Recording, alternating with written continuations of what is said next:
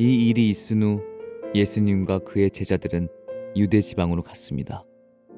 예수님께서는 거기서 그의 제자들과 함께 머무르시면서 사람들에게 세례를 주셨습니다. 세례자 요한도 살렘 근처에 있는 에논에서 세례를 주었습니다. 이는 그곳에 물이 많고 사람들도 계속해서 자기에게 나아왔기 때문입니다. 이때는 요한이 아직 감옥에 갇히기 전이었습니다. 요한의 제자들 중 몇 사람과 유대인 사이에 정결 예법에 대한 논쟁이 벌어졌습니다. 그래서 그들은 요한에게 와서 선생님, 요단강 동편에서 선생님과 함께 계시던 분, 즉 선생님께서 이전에 증언하셨던 그분이 지금 세례를 주고 계시며 모든 사람들이 그분에게로 가고 있습니다. 라고 말했습니다. 요한이 대답했습니다. 하늘의 하나님께서 주지 않으시면 사람은 아무것도 받을 수 없다. 너희들은 나는 그리스도가 아니며 그분보다 앞서 보냄을 받은 사람이다 라고 말한 것을 들은 증인들이다. 신부의 주인은 신랑이다. 신랑을 기다리며 그가 오는 소리에 귀를 기울이는 신랑의 친구는 신랑의 소리를 듣고 대단히 기뻐한다. 나의 기쁨도 이와 똑같은 것이다. 나의 기쁨이 이제 이루어졌다. 그분은 점점 더 위대해질 것이고 나는 점점 더 사람들의 관심에서 멀어지게 될 것이다. 우리 가슴에 손을 얹고 믿음을 고백하고 오늘 하나님께서 저에게 주시는 말씀 받을게요. 하나님은 나를 사랑하십니다. 나는 그 사랑 안에 있습니다. 하나님은 오늘 나에게 말씀하실 것입니다. 그 말씀에 능력이 있습니다. 그 말씀에 생명이 있습니다. 나의 마음을 하나님께 열겠습니다. 나의 생각을 예수님께 집중하겠습니다. 들은 만큼 변합니다. 들은 만큼 행복해집니다. USC에서 평생 철학을 가르치는 교수로 후학을 양성하고 그리고 특별히 크리스찬들의 영성 형성에 대한 많은 저술 활동을 통해서 기독교계에 지대한 영향력을 끼쳤던 달라스 윌라드라고 하는 교수님이 계십니다. 안수받은 목사님이기도 한데 많은 목회자들을 모아놓고 훈련하는 강연을 하시다가 한 목사님에게 이런 질문을 받으셨습니다. 예수 그리스도를 사랑하고 닮아가는 영성을 형성하기 위한 여정 가운데 우리가 제거해야 되는 단 한 가지가 있다면 무엇입니까? 하나를 짚어달라는 거죠. 영성 형성에 해가 되는 한 가지를 짚어달라, 이런 질문을 받게 되셨습니다. 잠시 동안 눈을 닫고 고민을 하시다가 주저하지 않고 이렇게 답을 하셨습니다. 바로 분주함입니다. 여기서 그분이 얘기하고 있는 분주함은 바쁨이라고 하는 분주함보다는 자꾸 서두르려고 하는 조급함의 감정이 더 담겨져 있는 그런 의미입니다. 왜 이 분주함, 조급함을 크리스천 영성 형성에 있어서 가장 해악적인 것으로 지적을 하셨는가? 서두르다 보면 그것이 빨리 이루어지지 않을 때 우리 안에 생기게 되는 거친 마음들이 예수를 닮아가는 여정에 도움이 되지 않는다는 겁니다. 만약 제가 그 질문을 받는다면, 여호사 목사님이 생각하기에는 크리스천들이 영성을 형성할 때 가장 해가 되는 것이 무엇이라고 생각하십니까? 제거해야 되는 것을 한 가지 고르자면 어떤 것을 조언하시겠습니까? 라는 질문을 받는다면 저는 경쟁심이라고 얘기할 것 같습니다. 시기와 질투의 양날을 가진 경쟁심, 이것을 제거하는 것을 배우지 못하면 우리가 주님을 닮아가는 영성, 주님을 닮아가는 믿음에 큰 장애를 갖게 된다라고 조언하고 싶습니다. 사실은 우리는 경쟁을 이상하게 생각하지 않는 사회 구도 속에 살고 있습니다. 어렸을 때부터 가장 친한 친구들하고도 경쟁을 해야 하고 등수 나오잖아요. 내신 등급이 정해지는 사회 속에 살고 있지 않습니까? 달리기도 시합을 해야 되고 이러다 보니까 우리에게는 경쟁이 너무 자연스러운 환경이 됩니다. 큰아이가 고등학교에서 생물을 배우는데 점수가 안 나오는 거예요. 본인은 공부를 열심히 한다고 그러는데 점수가 너무 안 나와서 저하고 아내가 학교에 가서 친구들한테 혹시 학원 다니냐, 학원 어디 소개할 데 없냐 좀 알아봐 달라고 얘기를 했어요. 저희가 정보가 없으니까. 가서 물어보더니 자기 친구들은 학원 다니는 데가 없다는 거예요. 제가 설마 없을까 이렇게 생각을 했어요. 그랬더니 진짜 없다는 거예요. 어렵게 알아서 그 생물 과목을 가르치는 학원을 한 군데 찾았어요. 그리고 이제 보내게 됐죠. 제 큰 딸아이가 그 학원에 가서 누구를 만날게요? 그 학원을 안 다닌다는 친구들을 만나서 초등학교 때부터 같은 학교를 다닌 친구였는데 제가 묻겠습니다. 자, 이렇게 학원은 나는 안 다녀, 학원 몰라라고 하는 답을 한 친구들과 학원에서 딱 만난 거죠. 그 이후에 훈훈한 우정을 가질 수 있을까요? 이렇게 얼굴을 마주쳐도 인사도 안 하는 사이가 돼버리더라고요. 사실 이런 이 파괴적인 경쟁의 마음을 빨리빨리 들키면 우리의 믿음과 영혼에는 유익해요. 왜냐하면 그 파괴성을 빨리 인식하고 고칠 수 있으니까. 그런데 사람들이 이런 경쟁하는 마음을 감출 수 있다라고 착각하고 살기 때문에 그 파괴성을 제대로 인식을 못하고 있는 것이죠. 경쟁 교육을 반대하는 교수님이 한 분 계시더라고요. 중앙대에서 도고동문학을 가르치는 교수님이신데 이분은 독일에서 유학을 하셨기 때문에 독일 교육과 독일 사회를 굉장히 특별하게 생각하시는 분이시더라고요. 그분의 사상과 그분의 주장에 100% 동의하는 것은 아니지만 그분이 모 방송사에서 했던 강의 내용을 잠깐 보여드릴 텐데 그 강의 내용을 보면 우리가 살고 있는 이 사회가 얼마나 경쟁에 중독되어 있는 사회인지 그분이 지적하는 내용이 등장을 하거든요. 영상을 한번 볼게요. 여러분들은 완전히 경쟁 중독자예요.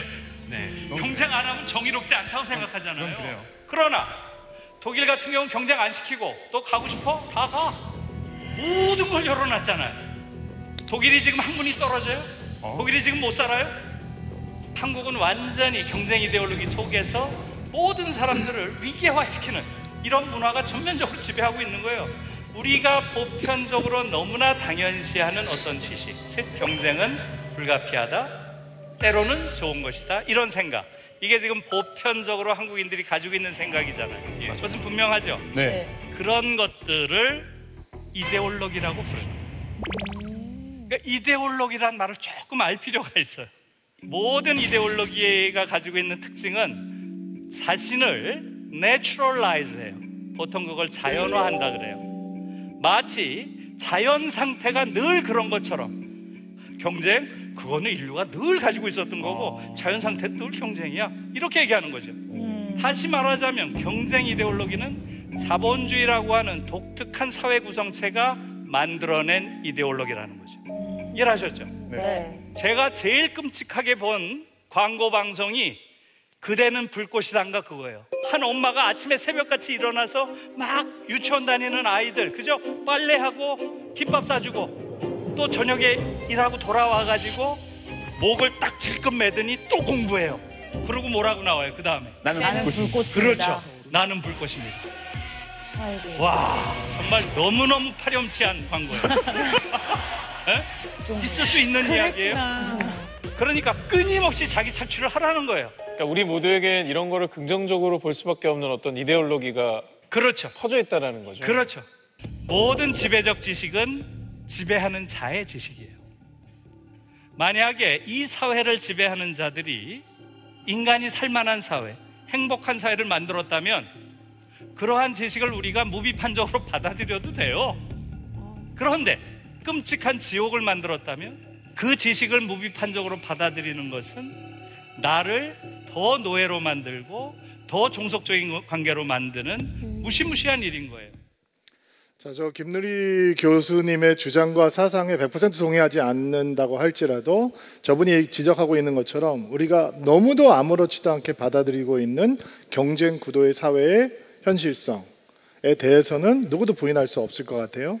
2019년 LA 다저스에서 선수 생활을 하던 류현진 선수에게는 굉장히 특별한 해였어요. 엄청난 이 성적을 가지고 전반기를 마쳤거든요. 10승 2패. 방어율이 1.73이에요. 이 메이저리그에서 투수가 1점대의 방어율을 기록한다라고 하는 것은 엄청나게 특별한 일이에요. 그런데 전반기 성적이 너무 좋다 보니까 시즌 초반부터 이런 얘기들이 나왔었어요. 사이 영상, 최고의 투수에게 주어지는 사이 영상의 후보다, 이런 얘기가 나왔었죠. 너무 시급하게 나와서 이게 너무 띄워놓으면 사람들의 마음을 이렇게 허하게 만들 텐데라고 하는 생각이 들 정도로. 근데 제가 스포츠 뉴스를 보다가 그 방송하는 분이 이렇게 멘트를 하는 것을 듣고 너무 깜짝 놀랐어요. 공영방송의 스포츠 방송이에요. 여러분, 반가운 소식입니다. 류현진 선수와 사이영 후보 경쟁을 벌이고 있는 아무개 선수가 부상을 당했다는 기쁜 소식입니다. 이런 사석이 아니라 공영방송에서 스포츠 뉴스에서 이렇게 얘기를 하는 거예요. 그러니까 경쟁에 사로잡혀 있는 사람들, 이 경쟁 구도에 갇혀 있는 사람들은 다른 사람의 아픔과 불행을 기쁜 소식으로 받아들인다는 거예요. 가장 기본적인 스포츠 정신과도 어울리지 않는 거죠. 그런데 그게 그런 방송을 내보내는 게 이상하고 그런 방송을 내보내는 것이 굉장히 적합하지 않다라고 하는 것이 분별이 안 될 정도로 우리 사회는 이렇게 경쟁하는 데 익숙해져 있단 말이죠. 그러니까 우리가 경쟁 구도에 갇히게 되면 두 가지 파괴적인 열매가 우리의 삶 속에 열리게 되는데, 내가 경쟁에서 앞서간다라고 느끼면 굉장히 교만해지는 거고, 내가 경쟁에서 뒤처지고 있다라고 하면 열등감에 사로잡히게 되는 거예요. 그러니까 경쟁 속에, 이 경쟁의 쳇바퀴에 갇혀서 달려가면서 살다 보면 경쟁의 열매가 끊임없이 변이를 반복하면서 우리에게 파괴적인 이 영향을 끼치게 되는데, 때로는 질투로, 때로는 시기로, 때로는 자기 학대 같은 비교 의식으로, 때로는 분노로, 때로는 상처로, 때로는 자포자기로, 때로는 냉소주의로, 때로는 무관심과 허무주의로 그 모습을 바꿔가면서 우리의 마음을 망가뜨려 버리게 되는 거죠. 그러면 이런 경쟁 구도에서 가장 자유로운 직업군이 뭐가 있을까? 라고 생각을 해봤어요. 목회자가 아닐까요? 목회자가? 동의 안 하시는 모습인데 19세기 말에 영국에서는 굉장히 유명한 목사님들이 목회를 하고 있었어요. 런던에서 가장 큰 교회를 짓고 목회를 하던 설교의 황태자라고 하는 이름을 들었던 스펄전 목사님, 웨스트미니스터 채플의 전통적인 교회에서 아주 카리스마틱하게 목회를 하고 있던 캠블 몰건 목사님, 양대 산맥이라고 할 수 있는 거대한 이 목회자들이었어요. 근데 그 당시에 한 교회에서 목회를 하던 F.E. 마이어라고 하는 목사님이 계셨는데, 아무리 생각해도 자기는 스퍼전 목사님보다도 설교를 잘할 수 없고 캠블 모건 목사 같은 카리스마가 자기 안에 없다라고 하는 사실 때문에 너무 좌절하는 거예요. 근데 여러분, 목사라고 하는, 목회자라고 하는 직업군은 우리 흔히 세상에서 살고 있는 사람들이 겪는 경쟁심, 승부욕 이런 것과는 관계 없어야 되는 직업군이잖아요. 그렇죠. 근데 이 목사님이 스펄전 목사를 향한, 그리고 몰건 목사를 향한 시기심과 질투심과 경쟁심에 막 괴로워해요. 목회를 제대로 할 수 없을 정도로. 근데 하나님께서 이 F.E. 마이어 목사님에게 획기적인 은혜를 주시는데, 그 은혜는 뭐였냐면 시기심과 질투심과 이 경쟁하는 마음을, 승부욕을 좀 제거해 달라고 기도를 할 때 하나님께서는 너 시기심, 질투심이 없어지는 것만으로 만족하니?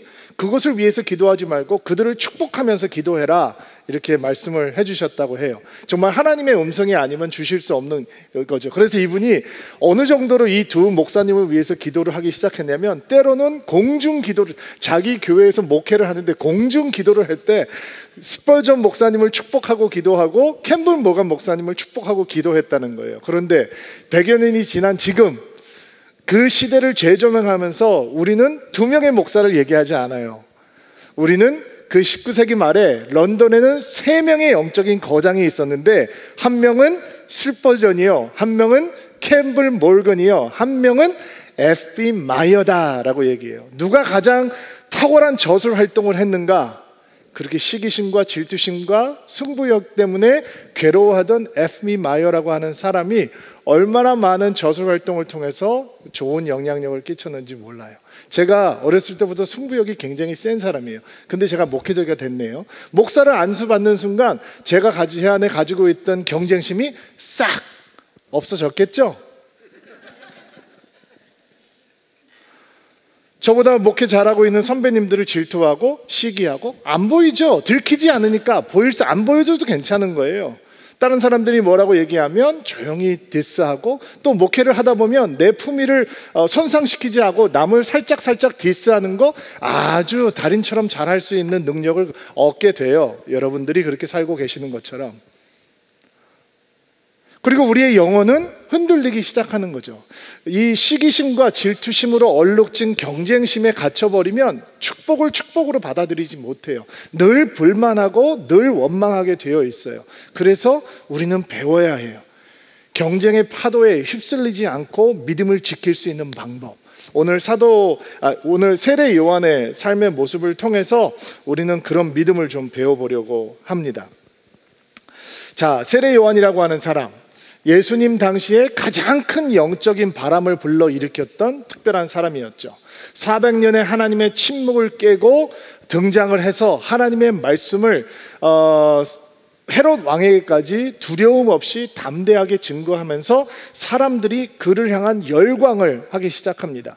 그에게 얼마나 많은 사람들이 세례를 받기 시작했냐면 온 유대와 예루살렘 지역과 이스라엘 지역에 있는 모든 사람들이 나와서 세례를 받았다라고 얘기를 할 만큼 엄청나게 많은 사람들이 그에게 나와서 세례를 받았습니다. 그리고 헤롯 왕은 그를 데려다가 설교를 듣는 것을 좋아할 만큼 그는 정말 모든 사람에게 관심과 주목의 대상이었습니다. 근데 오늘 본문을 보면 세례 요한에게 쏠렸던 사람들의 관심이 이제 다른 곳으로 옮겨가고 있었습니다. 바로 예수님에게 옮겨가고 있었던 거죠. 예수님께서 갈릴리에서 사역을 하시다가 지금 남쪽으로 유대 지역으로 내려와서 세례 요한이 세례를 베풀고 있던 지역에서 세례 사역을 시작을 하신 것 같아요. 그리고 사람들이 그에게로 몰려가고 있는 거예요. 26절 말씀 한번 볼게요. 여러분 한번 읽어주시겠어요? 시작. 그래서 그들은 요한에게 와서 선생님, 요단강 동편에서 선생님과 함께 계시던 분, 선생님께서 이전에 증언하셨던 그분이 지금 세례를 주고 계시며 모든 사람들이 그분에게로 가고 있습니다 라고 말했습니다. 자, 이게 단순한 보고가 아니라 불평이 가득한 보고인 거예요. 어투를 다시 보자면, 아니 그분이 있잖아요, 선생님이 옛날에 세례 줬던 분, 선생님이 그분에 대해서 얘기하셨잖아요. 근데 사람들이 전부 그 사람한테 가고 있어요. 이런 막 불평 어린 어투로 보고를 했을 거라고 상상을 해볼 수 있습니다. 왜 이들의 마음이 이렇게 불편해졌을까? 여러분, 인간적인 눈으로, 특별히 이제 세례 요한의 제자들의 눈으로 보면 예수님과 세례 요한은 사실은 비교가 안 됩니다. 세례 요한이 월등히 모든 것을 갖추고 있는 사람처럼 보일 수 있습니다. 자, 가문으로 치면 세례 요한은 제사장의 가문입니다. 유대 사람들에게 가문과 정통은 굉장히 중요합니다. 그러니까 그러면 예수님의 집안은 어떤 집안입니까? 목수 집안입니다. 세례 요한이 6개월 형님입니다. 이거 한국 사람한테는 무슨 뜻인지 더 설명하지 않아도 압니다. 우리 나이 굉장히 중요합니다. 유대 사람들한테도 누가 먼저 태어난다 굉장히 중요한 일입니다. 세례 요한은 날 때부터 나실인이에요. 구별된 사람이죠. 머리를 칼을 대지 않고, 그 다음에 독주를 마시지 않고, 시체 만지지 않고, 어렸을 때부터 구별이 되어서 자라난 사람입니다. 에세네파에 속해 있던 사람이었던 것 같아서 광야에 들어가서 광야의 사람으로 살아갑니다. 특별한 훈련을 받았던 사람이죠. 그리고 그의 패션을 보세요. 낙타털입니다. 머리도 안 자르고 낙타털 입고 메뚜기 먹고 석청 먹고 예사롭지 않습니다. 사람들의 눈에는 굉장히 신비롭고 경건하다라고 느낄 수 있었을 겁니다. 근데 예수님은 사역을 하면서 어떤 별명을 얻으셨냐면 먹보요, 술꾼이요, 죄인들의 친구요. 그러니까 인간의 눈으로 보면 누가 훨씬 더 스피리추얼하고 경건해 보이는 사람인가? 세례 요한입니다. 그러면 누가 먼저 사역을 시작했나? 세례 요한이 먼저 사역을 시작했습니다. 예수님은 누구에게 세례를 받았나? 세례 요한에게 받았습니다. 그런데 지금 상황은 어떤 상황이냐면, 그렇게 세례를 받았던 예수님께서 세례 요한의 구역 안으로 들어오셔서 세례 요한이 하던 사역을 똑같이 하고 사람들을 그쪽으로 몰아가고 있다, 이제 이렇게 보이기 시작하는 겁니다. 그러니까 세례 요한의 제자들이 마음이 불편한 거죠.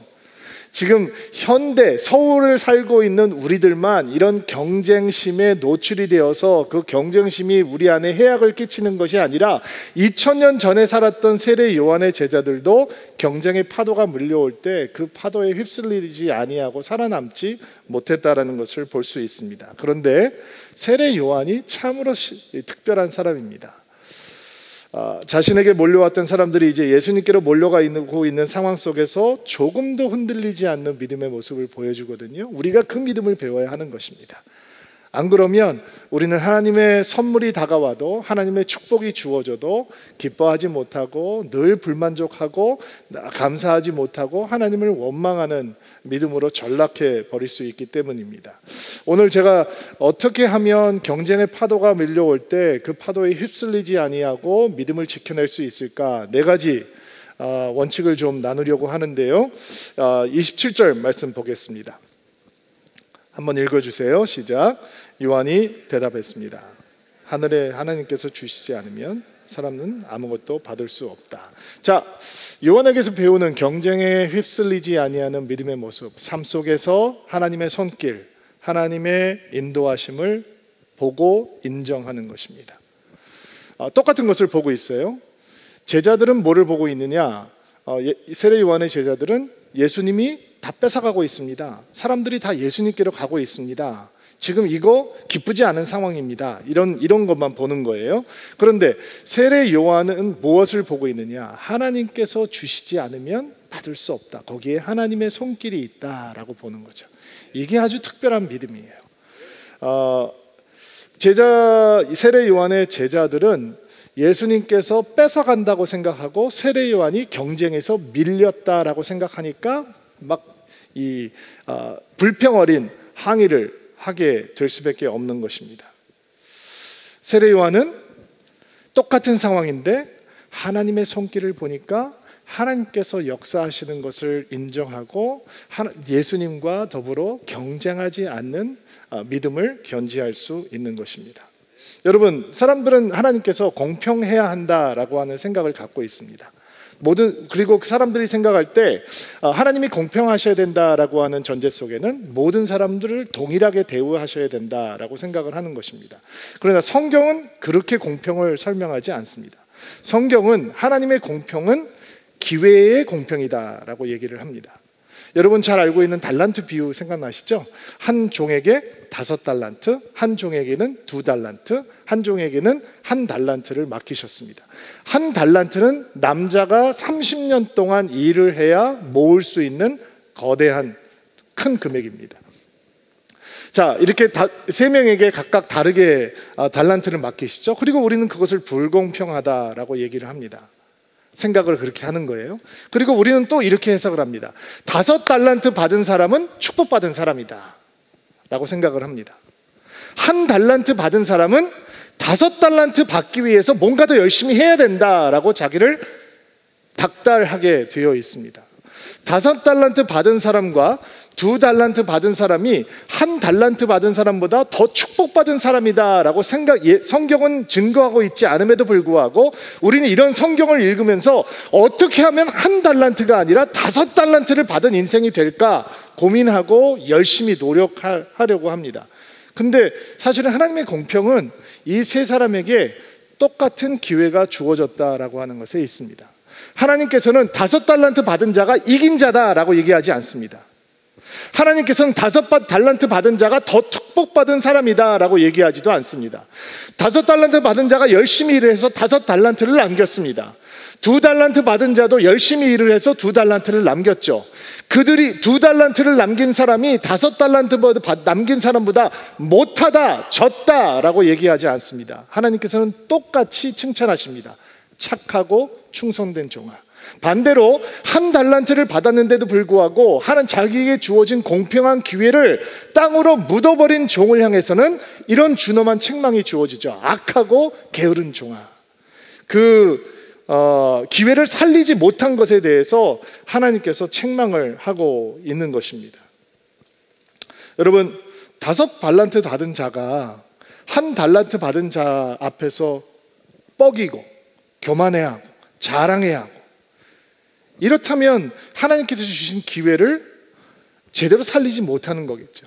1달란트 받은 자가 다 2달란트 받은 자 앞에서 비참해하고 열등감에 사로잡혀 있고, 그리고 하나님께서 자기를 차별하고 한다라고 생각을 한다면 그는 절대로 자신에게 주어진 기회가 소중한 것이다 라고 생각을 하지 못할 것입니다. 그러나 그 달란트 비유의 스토리는 하나님께서 그 종들을 보시고 그 종들에게 맞는 좋은 동일한 기회를 균등하게 제공하셨고, 그 기회를 살리는 사람들을 향해서 하나님께서는 착하다, 충성된 종아라고 칭찬을 하고 계시다는 것입니다. 여러분, 세례 요한이 그 상황을 봅니다. 자기에게 하나님께서 기회를 주셨습니다. 어떤 기회입니까? 예수보다 앞서서 나온 기회이죠.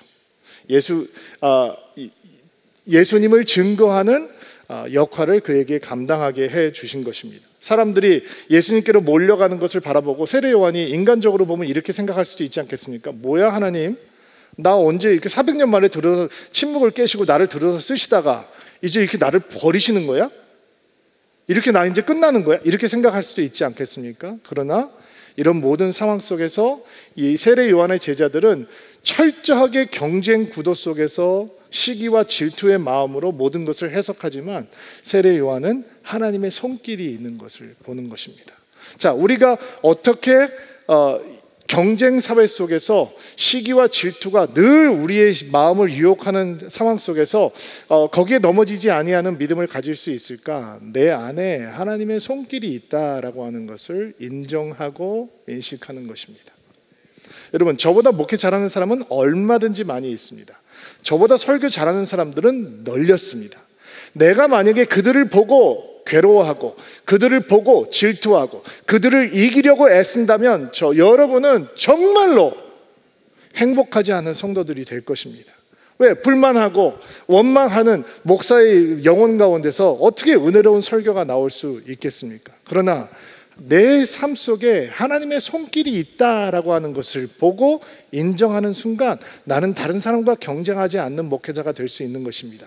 여러분은 다른 사람과 경쟁하지 않는 사업가가 될 수 있고 선생님이 될 수 있고, 여러분이 있는 자리에서 하나님의 손길이 나와 함께 계시는데 내가 왜 다른 사람과 다투어서 이겨야 하고 다른 사람보다 앞서가야 되고, 하나님께서 나와 함께 하시고 하나님의 손길이 나와 함께 하시는데 내가 왜 그렇게 살아야 되나? 우리는 다른 믿음의 인생이 될 수 있는 것입니다.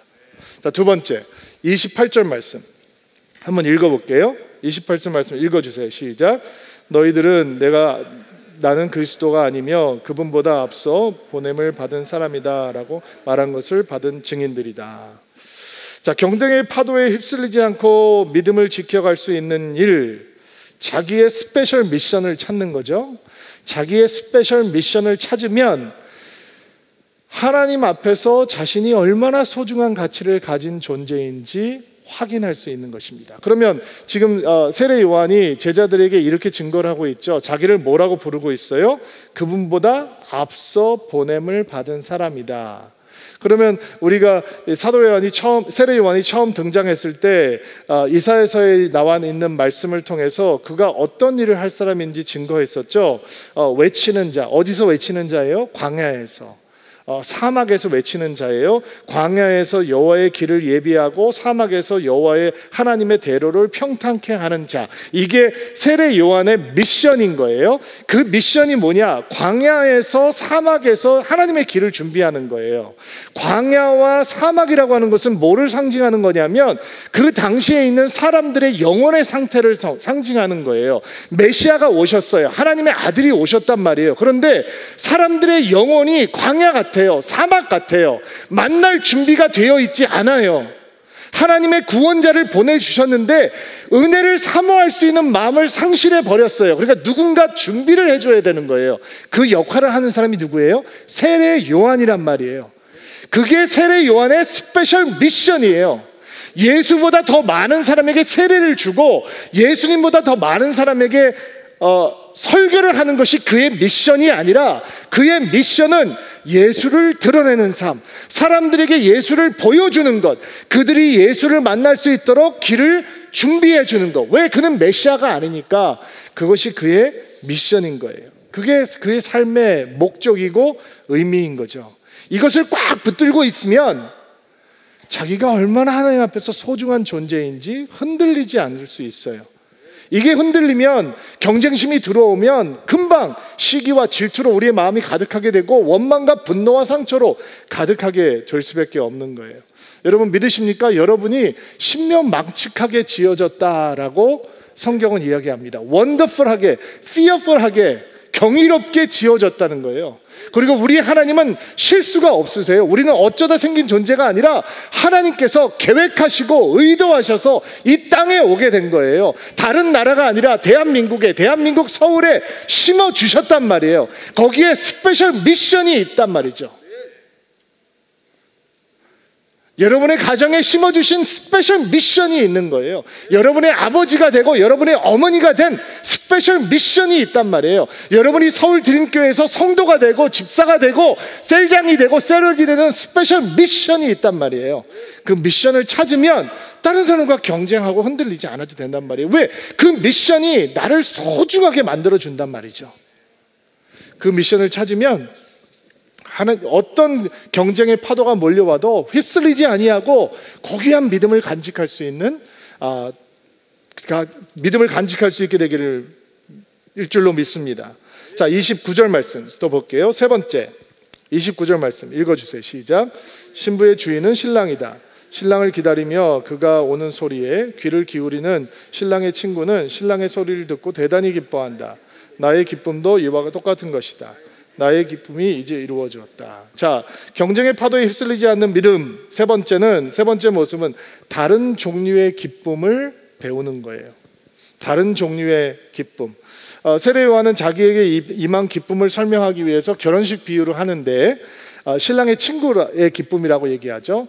보통 신랑의 친구라고 얘기하면 이제 우리가 익숙한 결혼 문화의 속에서는 함제비 이렇게 생각을 해볼 수 있겠죠. 서양식 결혼식이라면 들러리, 신랑의 친구 이런 건가? 이렇게 생각할 수 있는데 유대 결혼식에서 신랑의 친구의 역할은 아주 독특하고 중요했어요. 결혼식 잔치가 벌어질 때 신랑이 밤에 도착해서 신부를 만나는 게 이제 클라이막스거든요. 근데 신랑이 도착하면 신랑의 도착을 알리고 신부를 신랑에게 인도해 주는 자가 바로 신랑의 친구라고 하는 사람이에요. 그러면 이 신랑의 친구가 누리는 기쁨은 무엇이냐? 신부를 보고 기뻐하는 거 아니에요. 신랑의 친구가 신부를 보고 기뻐하면 큰일 나는 거예요. 그러면 신랑의 친구는 뭐를 보고 기뻐하느냐? 신부를 취하는 신랑을 보며 기뻐하는 거예요. 신랑이 기뻐하는 모습 때문에 신랑에 의해서, 신랑으로 인해서 기뻐하는 거예요. 이거를 신랑의 친구는 아는 거죠. 자기가 지금 아내를 얻는 거 아니에요. 자기 친구인 신랑이 아내를 얻는 것인데 신랑이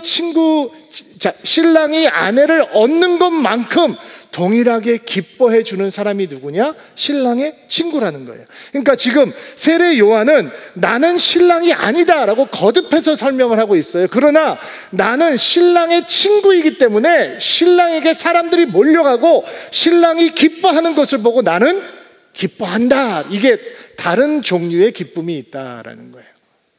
세상에서는 뭐라고 얘기해요? 기쁘려면 이겨야 합니다. 기쁘려면 앞서야 합니다. 기쁘려면 눌러야 합니다. 다른 사람보다 더 빨리 달려가야 되고 더 높이 올라가야 되고 더 많이 가져야 되고.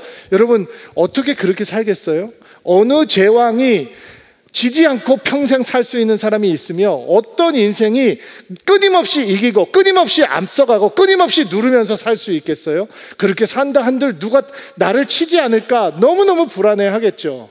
그러나 세례 요한은 우리에게 다른 종류의 기쁨이 있다라고 가르쳐 주는 거예요. 그 다른 종류의 기쁨은 누구 때문에 기뻐하는 거예요? 신랑 때문에, 신랑에 의해서, 신랑으로 인해서 기뻐하는 거예요. 예수께서 우리의 기쁨이 되시면 승진, 가끔 탈락해도 우리는 기뻐할 수 있다는 거예요. 내가 인생에 계획하고 준비했던 것처럼 내 인생이 그렇게 턴아웃 되지 않아도 우리는 하나님을 원망하는 게 아니라 정말 기뻐할 수 있다는 것. 신랑 때문에, 예수 때문에. 자, 마지막입니다. 한 가지 더. 경쟁의 파도에 휩쓸리지 않고 살아남는 믿음의 길 30절 말씀입니다. 읽어주세요. 위대해질 것이고 나는 점점 사람들의 관심에서 멀어지게 될 것이다. 개역 개정에는 그는 흥하여야 하겠고 나는 쇠하여야 하리라. 이거 당연한 말이거든요. 예수님은 흥하셔야 되고 세례요한은 쇠야 되는 거죠. 근데 왜 이게 특별하게 들리느냐? 종교라는 이름으로, 때로는 믿음이라는 이름으로 우리가 하나님을 이기려고 하거든요. 하나님보다 높은 자가 되려고 해요. 예수님의 자리를 내가 꿰차려고 한다고요. 그렇기 때문에 이 말씀이 우리에게 특별한 도전으로 다가오는 거예요. 16세기 스페인의 세빌리아라고 하는 곳이 종교 재판이 아주 심하게 일어나던 곳이었는데, 그것을 배경으로 소설을 쓴 분이 있죠. 카라마조프가의 형제들이라고 하는 소설이 그 배경으로 탄생을 했는데, 거기에 보면 종교 재판을 진행하는 대신문관이 재림하신 예수님을 딱 만나요. 그리고 단번에 알아봐요. 그런데 그 예수님을 믿고 따르는 대신 예수님을 감옥에 가둬요. 그리고 신문을 해요. 근데 신문 내용은 대단히 간단해요. 이런 얘기예요. 내가 당신 누군지 아는데 여기 당신 자리 없어. 가. 꺼져. 이게 병든 믿음, 병든 종교, 타락한 영성의 적나라한 모습인 거예요. 믿음의 이름으로, 종교의 이름으로, 종교적인 열정의 이름으로 하나님의 자리까지 빼앗아 버리려고 하는. 그래서 세례 요한이 나는 쇠하여야 하고 그분은 흥하셔야 된다는 말씀이 우리에게 특별히 다가오는 거예요. 당연한 말씀이 우리에게 도전의 메시지로 다가오는 것이죠. 세례 요한은 그분은 흥하셔야 되고 나는 쇠여야 한다라고 얘기했어요. 그런데 정작 그런 세례 요한을 향해서 예수님께서는 뭐라고 말씀을 하시냐? 여자가 낳은 자 중에 세례 요한보다 큰 자는 없다. 왜 그가 큰 자예요? 그는 커지지 않으려고 하기 때문에 큰 자인 거예요. 여러분, 경쟁의 파도에 휩쓸리지 않는 믿음이 뭔지 아세요? 사람 앞에서 큰 자가 되려고 하는 것이 아니라 하나님 앞에서 큰 자가 되기를 소망하려고 하는 거예요. 여러분, 하나님의 성적표는 달라요. 인간의 성적표는 다른 사람들이 보기에 앞서가는 것 같고 높이 올라간 것 같고 더 많이 가진 것 같으면 A급 성적표가 될지 모르지만, 하나님 앞에서는 성적표에 파라독스가 있어요. 그 파라독스 역설이 뭔지 아세요? 낮아져야 높은 자가 되고, 버려야 얻게 되고, 포기해야 갖게 되고, 이 하나님 앞에서는 어리석은 자가 지혜로운 자가 되고, 가난한 자가 부요한 자가 되고, 나중전대가 먼저 된 자가 되는 거예요. 그러니까 우리가 하나님 앞에서 큰 자가 되기를 소망하지 않으면 사람 앞에서 큰 자가 되기를 끊임없이 추구하게 돼요. 그러면 경쟁의 파도가 몰려오면 그 파도에 휩쓸려 가는 거예요.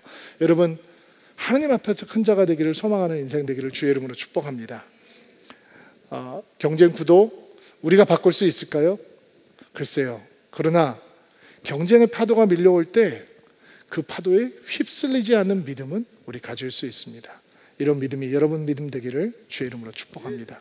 남들보다 앞서려고 하고 이기려고 하고 누르려고 하고 살았던 우리의 모습을 바라봅니다. 그것 때문에 지치고 힘든 사람들도 많이 있을 것이고, 그 때문에 좌절하고 낙심하는 분들도 많이 있을 줄로 압니다. 하나님께서 이 땅에 우리를 보내주신 것은 이기는 인생이 되기 위함이 아니었을 텐데, 우리가 주의 축복을 오해하며 살 때가 너무도 많았던 것을 겸손히 고백합니다. 삶 속에서 하나님의 손길을 보고 인정하는 믿음을 배우게 하옵소서. 우리의 스페셜한 미션을 잡고 그것의 소중한 가치와 우리의 소중함을 배울 수 있는 믿음을 갖게 하옵소서.